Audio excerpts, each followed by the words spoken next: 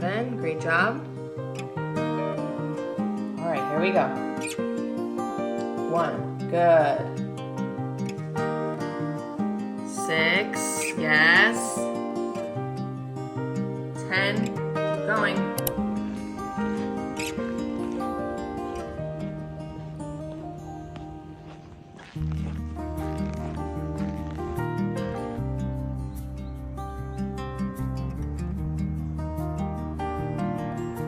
Good morning, you guys. Welcome back to the vlog. How beautiful is this view? God's work is so perfect. It's 8:20 a.m. Tuesday, October 21st. We are 53 days out from WBFF Atlantic City. As you can see, I have not vlogged as much as I've wanted to, which honestly, there's no reason for it. I just truly fell out of rhythm with all of this stuff in the last year or so, and it's made me think about how a lot of times we think that just because we've done something, or even when you're looking at somebody else, someone's done something and they've done it consistently and they've done it well, that it's theirs to keep forever. So if you're in great shape, you got a pro card, you're doing all the things, then that's just a given. If you're always on social media, then that's just a given. And insert thing in your life that you are good at, or that you do consistently, or that you've arrived at, it's not really yours to keep without the continuous work. My favorite thing about this prep has been, or is, the journey that I'm on for myself. When I did my first show, I had two things in mind. One, I really wanted to feel better about myself physically, and also I really wanted to be more confident. When I saw somebody on a WBFF stage with, you know, this costume on, and I saw her face and I was like, wow, like she's so confident. Imagine if I was that confident or anywhere near that confident. So I wanted to try it, even though I was petrified. It wasn't me in any way. I didn't know how the hell I was gonna do it, but I wanted to feel what I saw. And the more I dug into it, the more women like that I saw. And that's what I wanted. I wanted that feeling. I wanted that body, but I also wanted that feeling. And the other thing is, I wanted to contribute to our business. For those of you who don't know, Ralph just wrote a book. I'm gonna link the Amazon link in the description because it's amazing. It's our story, or a big part of it. Obviously the cliff notes, as much as, you know, he could tell that story, is nothing like living it. But I really wanted to contribute to our business. We were in a really bad place. And so those things really drove me through that first prep. But even with those goals, even with the goal of transforming, and even with the goal of contributing to the business, I really didn't know how much that was actually going to happen. I had no real expectation or insight on what would happen if I did everything, and if I got on stage, and if I transformed inside and out, and how that would feel, and who I would be on the other side of that. Like, it's impossible to know if you haven't done it. It was so much greater than I expected on both sides. I was so much more transformed than I anticipated, especially internally. I was a completely different person. And obviously, you know, business-wise, it was great too. But since then, you guys, I almost just got attacked by this massive bug. I had to run to the other side of the street. We're turning around. It's a turnaround point anyway. Since then, I have had a lot of different versions of myself, and a lot of different preps, and a lot of different things in my life.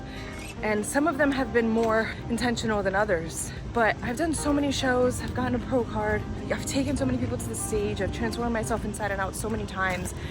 And still, I don't feel anywhere near my tapped potential. I don't feel anywhere near like I've arrived, you know, in what I can do, and how much I can share, and how well I can prep, and how many things I can experience. And that's a great thing. It's a beautiful thing, because life is a journey of self-creation, and I get to continue to do that. That is, long story short, rant over, what this prep has been about for me and is about for me. It's creating that next version of myself after everything that I've done. I have had moments in the last couple years where I've fallen out of rhythm with my fitness, with my prepping, with my social media. And just because I had arrived at a certain point doesn't mean that I don't backtrack like everybody else, that I don't reset like everybody else. And so this is a super exciting next 8 weeks for me, but prep in general, because there are a lot of things that I want to feel and accomplish and see on the other side of that. How scary is that wolf, by the way? That thing looks way too real. Do everything that I'm doing better. I want to manage my schedule better. I want to show up to things better. I want to be intentional about every single little and big thing that I do. And it's very easy to reset back into like, I'm busy, I gotta do this, I gotta get that done. I'm a very fast-paced person. I've already said it a million times. And that doesn't allow me to be fully present and fully connected to what I'm doing very often. And the problem with that is that a lot of times I will achieve things or get to places and miss it and not really realize that I did all that. My current mantra, if it helps anybody, is the greatest version of you does everything better. And that's ultimately what I'm trying to revamp. These bugs are out of control. The greatest version of you does everything better is my mantra. I got up out of bed this morning with it on my mind. I went to bed with it on my mind. And everything that I'm gonna do throughout my day, the way I'm gonna move through my life is with that in my mind. Right now, for now, because we are ever changing and ever evolving. Today is a busy day. We are heading to Miami for a podcast. So as you guys saw, I had my lemon water that's programmed for me. I did a session. I am now on a walk. And our goal is to leave here by noon so that we can make it down there before 3 because our podcast appointment is at 3. And I will do everything before we leave. I'm getting this walk in, I'm gonna train, I'm gonna chug a ton of water, and then I'm gonna pack everything that I need. My protein donuts, my protein shake, a meal, my water. I'm gonna go prepared because preparation is half the battle and intention is the other half. So let's go. And I'm back to vlogging because I do really genuinely love doing this, and I hate it that I fall out of rhythm with it. So I'm gonna enjoy this beautiful view and the beautiful walk. I have like 15 minutes left, and let's go through this day together.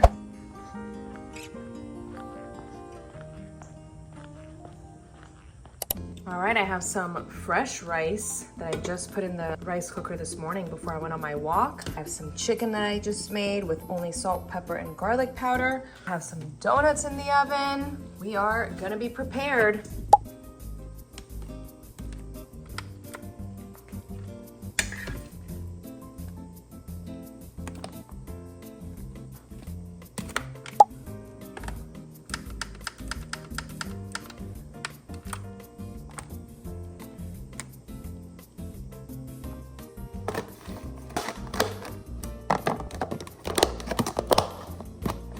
All right, meal one, I have my detox tea, my Primal Queen, my Bionic multivitamins, 3 egg whites, 2 ounces of steak, 65 grams of bread, and a tablespoon of butter.